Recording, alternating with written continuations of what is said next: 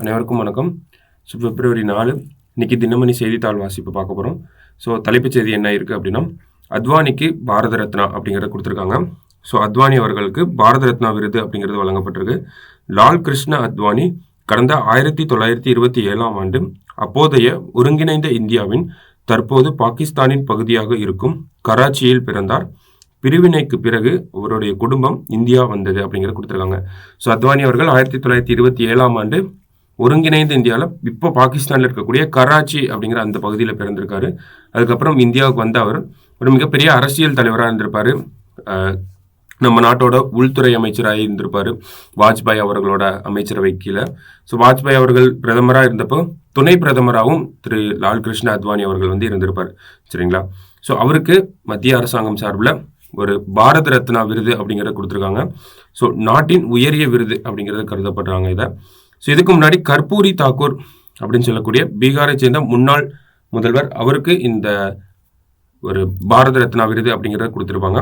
இந்த வருஷம் 2 பேருக்கு அந்த பாரத ரத்னா விருது அப்படிங்கிறது அனௌன்ஸ் பண்ணப்பட்டிருக்கு. ஒன்று யார் அப்படின்னு பார்த்தோம்னா கர்பூரி தாக்கூர், இன்னொன்று யார் அப்படின்னு பார்த்தோம்னா லால் கிருஷ்ண அத்வானி அவர்கள். சரிங்களா? அதான் நமக்கு இன்னைக்கு தலைப்புச் செய்தியாக இருந்துச்சு. இன்னைக்கு செய்தித்தாளை பொறுத்த வரைக்கும் பெருசாக இந்த நியூஸ் பேப்பர்லையுமே சரி, இந்த நியூஸ் பேப்பரும் சரி, மற்ற செய்தித்தாள்களும் சரி, முக்கியமான செய்திகள் எதுவுமே இல்லை. பெரிய எக்ஸாம் பாயிண்ட் ஆஃப் வியூவில் எக்ஸாமோட ரிலேட் பண்ணுற மாதிரியான விஷயங்கள் எதுவுமே கிடையாது. ரொம்ப கம்மியாக தான் இருந்துச்சு. மேலோட்டமாக பார்த்தோம்னா அரசியல் பின்புலம் அதை சார்ந்த நியூஸஸ் தான் நிறையா இருந்துச்சு. மற்றபடி பார்த்தோம்னா நம்ம கவர்னன்ஸ் சார்ந்த அட்மினிஸ்ட்ரேஷன் பாயிண்ட் ஆஃப் வியூவில் பார்க்குறப்ப பெருசாக ஒன்றும் இல்லை. சரிங்களா? அடுத்த கட்டமாக பார்த்தோம்னா நமக்கு ஒரு கான்ஃபரன்ஸ் அப்படிங்கிறது ஒன்று நடந்திருக்கும். அந்த கான்ஃபரன்ஸை பற்றி ஒரு முக்கியமான விஷயம், என்ன கான்ஃபரன்ஸ் எங்கே நடந்திருக்கு அப்படிங்கிறத தெரிஞ்சுக்கிட்டா போதும். சரிங்களா? என்ன தலைப்பு கொடுத்துருக்காங்க அப்படின்னா, நீதி வளங்களில் நாடுகள் இடையே விரிவான ஒத்துழைப்பு அப்படிங்கிறது சொல்லியிருக்காங்க. புதிய சவால்களை எதிர்கொள்ளும் வகையில் நீதி வளங்கள் அமைப்பு முறையை கூடுதல் நெகிழ்வுத்தன்மையுடன் மாற்றியமைக்க வேண்டும் என்று யாருக்கு சொல்லியிருக்காங்க அப்படின்னா பிரதமர் மோடி அவர்கள் சொல்லியிருக்காங்க. மேலும் புலனாய்வு மற்றும் நீதி வளங்களில் உலக நாடுகள் இடையே ஒத்துழைப்பை விரிவுபடுத்துவது அவசியம் என்று அவர் குறிப்பிட்டார் அப்படிங்கிறது சொல்லியிருக்காங்க. சரிங்களா? இந்த மாதிரி 2 ஸ்டேட்மெண்ட்ஸ் கொடுத்துருக்காங்க. பட் ஸ்டில் நமக்கு எக்ஸாம் பாயிண்ட் ஆஃப் வியூவில் பார்த்தோம்னா இந்த மாதிரியான மாநாடுகள் எங்கே நடக்குது, எதுக்காக நடக்குது அப்படிங்கிறது கேட்பாங்க. சரிங்களா? பார்த்தோம்னா Commonwealth attorney general solicitor general மாநாடு, அதுதான் இந்த கான்ஃபரன்ஸ் அப்படிங்கிறது எங்கே நடந்திருக்கும் அப்படின்னு பார்த்தோம்னா நமக்கு புது டெல்லியில் நடந்திருக்கு அப்படிங்கிறத கொடுத்துருக்காங்க. ஓகேங்களா? புது டெல்லியில் இந்த ஒரு மாநாடு அப்படிங்கிறது நடந்திருக்கு. Commonwealth attorney general solicitor general மாநாடு அப்படிங்கிறது. காமன்வெல்த் அப்படின்னு பார்த்தோம்னா முன்னாடி பிரிட்டிஷோட கண்ட்ரோலுக்கு கீழே இருந்த நாடுகள் எல்லாம் சேர்ந்து தான் அந்த காமன்வெல்த் அப்படிங்கிறத சொல்கிறோம். அங்கே இருக்கக்கூடிய அந்த அரசு தலைமை வழக்கறிஞர்கள்லாம் ஒன்றா சேர்ந்து ஒரு சில விஷயங்கள் டிஸ்கஸ் பண்ணுறாங்க. அதுதான் இந்த இடத்துல கொடுத்துருக்காங்க. சரிங்களா? நமக்கு மாநாடு எங்கே நடந்துச்சு, என்ன இது அப்படிங்கிறத தெரிஞ்சுக்கிட்டா போதும். அவ்வளோ இம்பார்ட்டன்ட் இல்லை அதெல்லாம். சரிங்களா? அடுத்தது பார்த்தோம் அப்படின்னா விளையாட்டுச் செய்திகள். விளையாட்டுச் செய்திகள் தெரியும், நேற்று யாஜஸ்வி ஜெய்ஸ்வால் அப்படிங்கிறவர் இரட்டை சதம் அடிச்சிருப்பார். Youngest Indian to score double century அப்படிங்கிறதெல்லாம் சொல்லியிருப்பாங்க. மற்றபடி பெருசாக பார்த்தோம்னா நமக்கு பெருசாக இம்பார்ட்டன்ட் நியூஸ் எதுவும் இல்லை. இந்த ஒரு இடத்துல பார்த்தோம்னா ரஷ்யா மீதான இனப்படுகொலை வழக்கை விசாரிக்க முடியாது அப்படிங்கிறது யார் சொல்லியிருக்காங்க அப்படின்னா சர்வதேச நீதிமன்றம் அப்படிங்கிறத சொல்லியிருக்காங்க.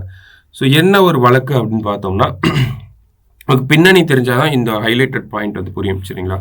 என்ன பின்னணி அப்படின்னு பார்த்தோம்னா யுக்ரைன், அதாவது கிழக்கு யுக்ரைன் அப்படிங்கிற அந்த பகுதியில் ரஷ்யா என்ன சொல்லியிருப்பாங்க அப்படின்னா கிழக்கு யுக்ரைனில் யுக்ரைனிய அரசாங்கம் ஒரு இனப்படுகொலை பண்ணிட்டு இருக்காங்க, அங்கே ரஷ்யர்கள் தான் அதிகமாக இருக்கனால யுக்ரைன் அரசாங்கம் அங்கே ஒரு இனப்படுகொலை பண்ணுறாங்க அப்படின்னு சொல்லிட்டு அதை ஒரு காரணமாக வச்சு தான் யுக்ரைன் மேலே படையெடுப்பு நடத்தியிருப்பாங்க. சரிங்களா?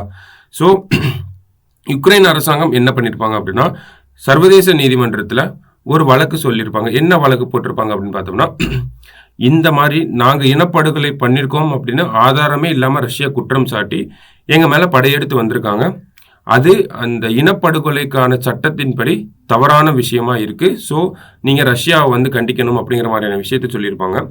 அந்த ஒரு விசாரணை அப்படிங்கிறது நேற்று நடந்திருக்கும். என்ன சொல்லியிருப்பாங்க அப்படின்னா உக்ரைனில் நடைபெற்று வரும் போரின் போது அந்த நாடு இனப்படுகொலையில் ஈடுபடுவதாக ரஷ்யா குற்றம் சாட்டினால் அதை மறுத்து யுக்ரைனால் வாதிட முடியும், அதனை ஏற்று சர்வதேச நீதிமன்றத்தால் தீர்ப்பு வழங்க முடியும் அப்படிங்கிறத சொல்லியிருக்காங்க. ஓகேங்களா? யுக்ரைனில் அந்த போர் நடந்துட்டு இருக்கப்போ அந்த நாடு இனப்படுகொலையில் ஈடுபடுவதாக ரஷ்யா குற்றம் சாட்டலாம். இப்போ ரஷ்யா வந்து யுக்ரைன் வந்து இனப்படுகொலையில் ஈடுபடுது அப்படின்னு சர்வதேச நீதிமன்றத்தில் ஒரு குற்றம் வைக்கிறாங்க அப்படின்னா அதை எதிர்த்து யுக்ரைனால அந்த ஒரு வாதிட முடியும், ஒரு ஆர்கியூமெண்ட் பண்ண முடியும் அப்படிங்கிற சொல்றாங்க.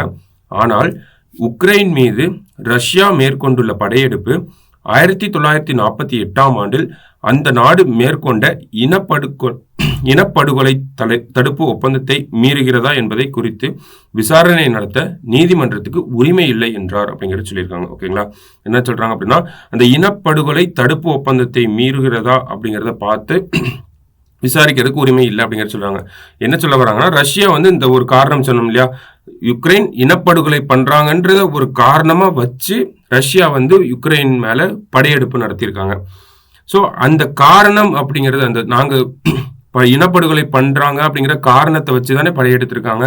ஸோ அந்த இனப்படுகொலை பண்றாங்க அப்படிங்கிற காரணம், அந்த ஒரு காரணத்தை வச்சு போர் நடத்துறது, இதெல்லாமே வந்து இனப்படுகொலை தடுப்பு ஒப்பந்தத்தை மீறுற மாதிரி இருக்கு அப்படின்னு நீங்க சொல்ற இந்த கேஸை எங்களால எடுத்துக்க முடியாது அப்படிங்கறத சொல்லியிருக்காங்க. இந்த கேஸை எடுத்து விசாரிக்கிறதுக்கான உரிமை எங்க கிட்ட கிடையாது அப்படிங்கறத சொல்லியிருக்காங்க. ஸோ ஒரு காரணத்தை எடுத்து எங்களால ஆய்வு பண்ண முடியாது அப்படிங்கறத சர்வதேச நீதிமன்றம் சொல்லியிருக்காங்க. ஸோ சமீபத்தில் பார்த்தோம் அப்படின்னா இஸ்ரேல் ஹமாஸ் போர்ல பாலஸ்தீன் மக்களுக்கு எதிராக அந்த ஒரு இனப்படுகொலையை இஸ்ரேல் தடுக்கணும், அவங்க நிப்பாட்டணும், அந்த ஒரு விஷயத்தை இனப்படுகொலை பண்றத அந்த மாதிரியான செயல்களை நிப்பாட்டணும் அப்படிங்கிறத சர்வதேச நீதிமன்றம் வந்து சொல்லியிருப்பாங்க. ஸோ இந்த ஒரு கேஸ் அப்படிங்கிறது அதுலேருந்து முற்றிலும் மாறுபட்ட ஒரு கேஸ், ஒரு டெஃபினேஷன் பேஸ்டாக ஒரு டெக்னிக்கலாக இருக்கக்கூடிய ஒரு கேஸ், சரிங்களா. ஸோ இதையும் நம்ம கம்பேர் பண்ண முடியாது, அது வேற இது வேறையா இருக்கு. ஸோ அந்த ஒரு வழக்கு விசாரணையை வந்து இன்று இடைக்கால தீர்ப்பு அப்படிங்கிறது வந்திருக்கு. ஸோ அதை ஒட்டி இருக்கக்கூடிய இந்த ஒரு இனப்படுகொலை சார்ந்த விஷயமா இருக்கனால தான் நம்ம இந்த இடத்துல இதையும் பார்த்துருக்கோம். இனப்படுகொலை தடுப்பு ஒப்பந்தம் அப்படிங்கிறது எப்போ வந்திருக்கும் அப்படின்னா டிசம்பர் 9, 1948 வந்திருக்கும், சரிங்களா. ஸோ அதுதான் வந்து எதுக்காக அது போட்டிருப்பாங்க அப்படின்னா ஆல்ரெடி இந்த ஹிட்லர் இஸ்ரேல் இந்த யூதர்கள் மேலே நடத்தப்பட்ட அந்த ஒரு இனப்படுகொலை அப்படிங்கிறது உலகத்தில் வேற எங்கேயும் இதுக்கப்புறம் அரங்கேறக்கூடாது அப்படிங்கிற ஒரு நோக்கத்தோடு தான் அந்த இனப்படுகொலை தடுப்பு ஒப்பந்தம் அப்படிங்கிறது வந்திருக்கும், சரிங்களா. ஸோ அவ்வளோதான் இந்த ஆர்டிக்கலில் இருந்தது. ஸோ வேறு என்ன இருக்குது அப்படின்னு பார்த்தோம்னா இன்றைக்கி நியூஸ் பேப்பரில் ஒரு 2-3 ஆர்டிக்கல் மட்டும் தான் இம்பார்ட்டண்ட்டாக இருந்துச்சு, சரிங்களா. ஸோ இந்த ஆர்டிகல்ஸ் ஹைலைட் பண்ண ஆர்டிகல்ஸை ஒரு தடவை படித்து பார்த்துக்கோங்க. மற்றபடி பெருசாக இன்றைக்கி நியூஸ் பேப்பரில் டிஸ்கஸ் பண்ணுற அளவுக்கு ஒன்றும் கிடையாது. இன்றைக்கி நியூஸ் பேப்பரில் கடைசியாக முக்கிய செய்திகள் அப்படின்னு பார்த்தோம்னா இந்த பாரத ரத்னா விருது அப்படிங்கிறத சொல்கிறோம். எல்கே அத்வானி அவர்களுக்கு கொடுத்துருக்காங்க. எல்கே அத்வானி இந்த பாரத ரத்னா விருது அப்படிங்கிறத 2024 வாங்குறாரு. 2015 அவருக்கு பத்ம விபூஷன் அப்படிங்கிற அவார்டும் கொடுத்துருப்பாங்க, சரிங்களா.